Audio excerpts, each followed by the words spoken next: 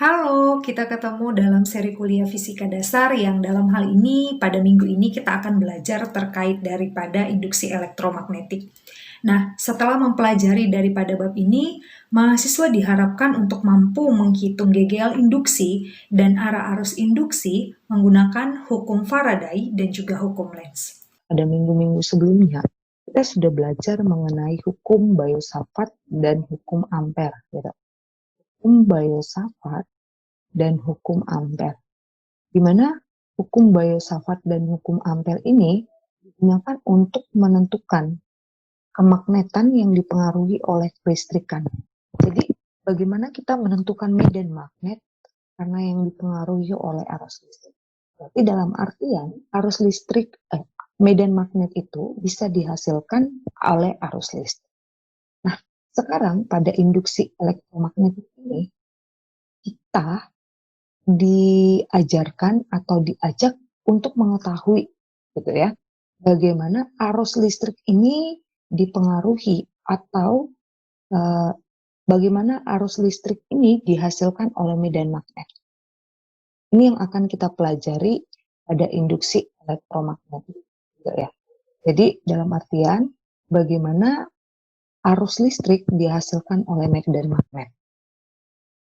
Nah, ini yang disampaikan oleh Faraday dan juga Lenz yang disebut dengan hukum Faraday-Lenz. Jadi ini dua orang yang berbeda gitu. Ada Michael Faraday, ada Lenz gitu. Jadi tapi persamaan yang dihasilkan ini berkesinambungan. Jadi yang dihasilkan Faraday dijelaskan kembali oleh Lenz gitu. Jadi misalnya ini ada loop seperti itu ya. Ini ada loop, ini ada magnet gitu. Ketika kita menggerakkan magnet, ketika terjadi pergerakan magnet, maka akan dihasilkan arus listrik.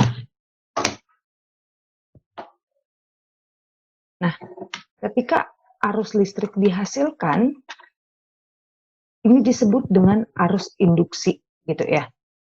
Nah, arus listrik yang terjadi pada loop ini hanya ada ketika ini ya, ketika kita gerakan magnet ini magnetnya kita gerakan dengan gerak relatif antara magnet dan juga loop, maka kita akan menghasilkan arus listrik.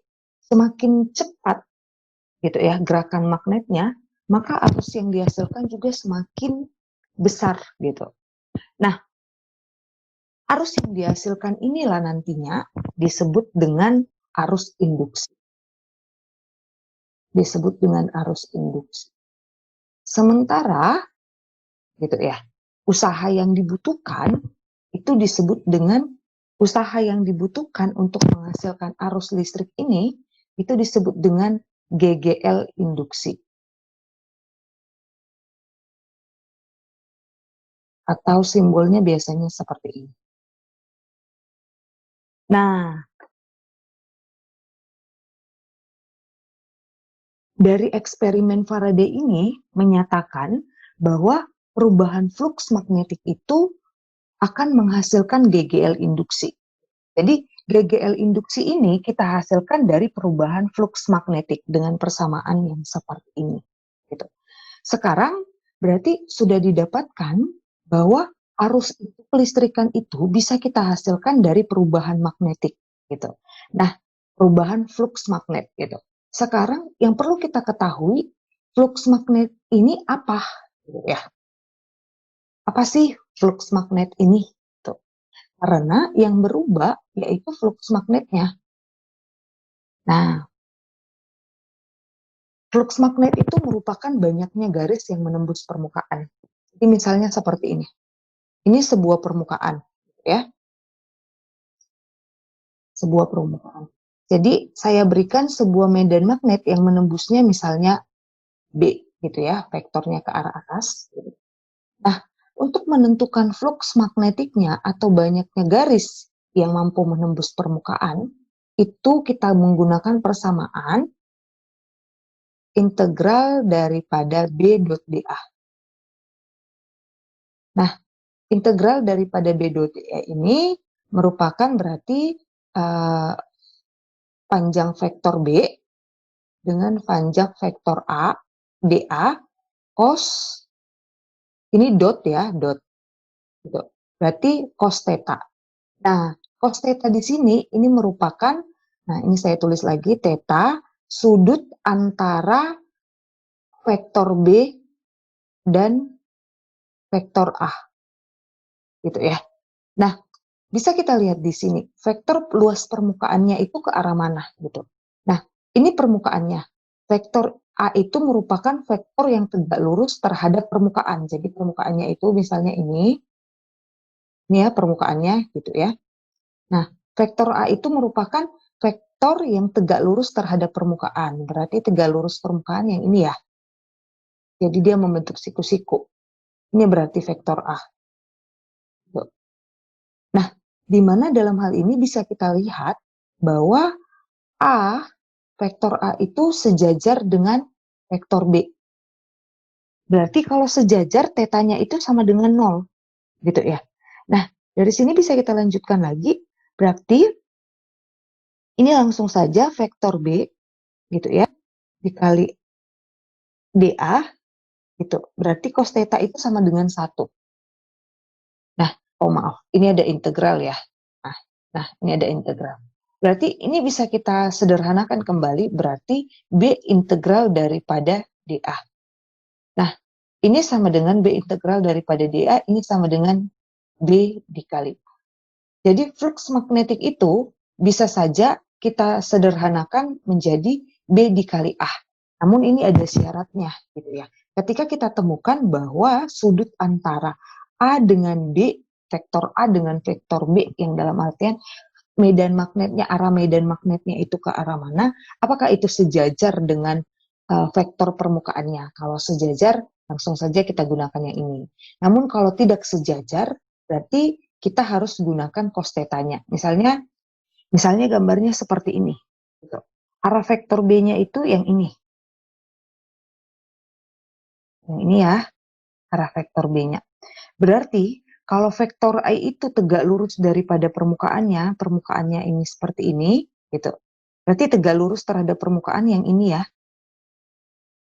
Nah, karena tegak lurus terhadap permukaan, berarti sudut theta yang dibentuk itu merupakan sudut antara vektor B dengan vektor A, berarti yang ini. Yang ini. Sudut antara B dengan A. Nah, ini ada berarti ya, ini kan dia tegak lurus ya. Ini. Nah, berarti ini ada ya tetanya diketahui. Misalnya tetanya 30 atau 25 gitu. Itu tetanya ada. Berarti ada persamaan cos theta. Gitu. Berarti kita menggunakan bukan yang ini, tapi langsung yang ini.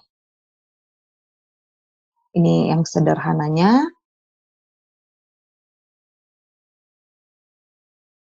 Atau ini bisa saya sederhanakan lagi, bisa kita sederhanakan lagi. Berarti flux magnetik itu sama dengan B cos theta, BA cos theta gitu ya. BA cos theta kali A cos theta. Seperti itu. Itu bisa kita sederhanakan lagi. Namun, jika dia sejajar antara vektor B dengan vektor A, kita bisa menggunakan persamaannya ini langsung. Nah, berarti sudah didapatkan ya, flux magnetik itu apa gitu ya. Nah, misalnya gini nih, hukum Faraday-nya. Misalnya sebuah permukaan gitu ya. Sebuah permukaan seperti ini. Nah, dia menembus medan magnet. Permukaannya ini tembus oleh medan magnet. Misalnya arahnya ke atas. Gitu. Nah, dalam rentang waktu tertentu gitu, misalnya delta T. Nah, terjadi perubahan medan magnetnya.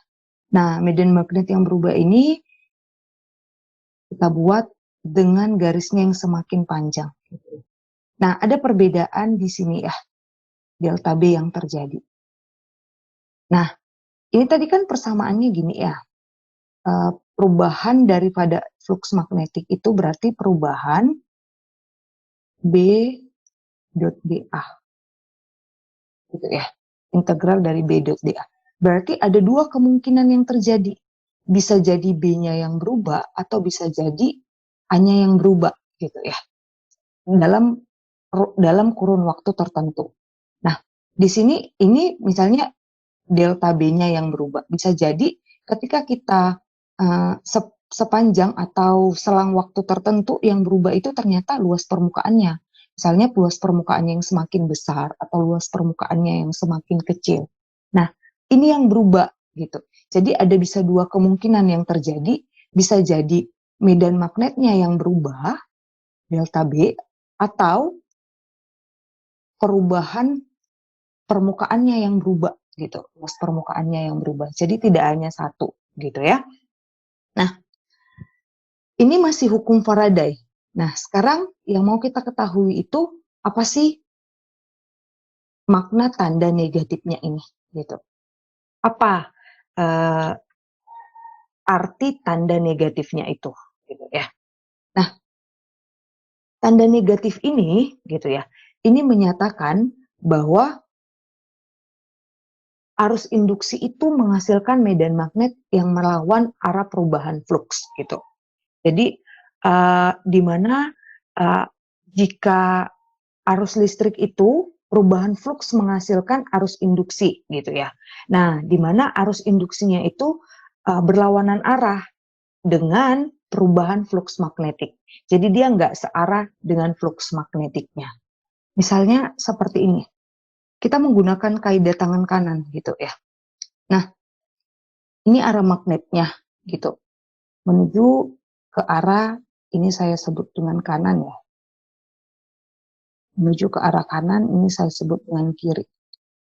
Nah, menuju ke arah kanan. Nah, arah flux magnetik ini, yang ini, garis-garis medan magnet itu yang ini.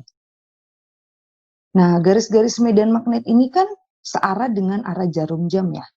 Nah, sementara arusnya itu berlawanan arah jarum jam. Ini arah daripada arusnya, gitu. Jadi, dalam artian, ini yang disebut Lens tadi, bahwa arus induksi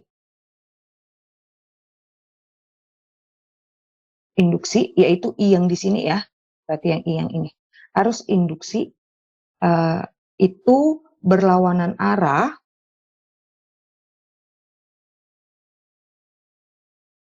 dengan perubahan flux.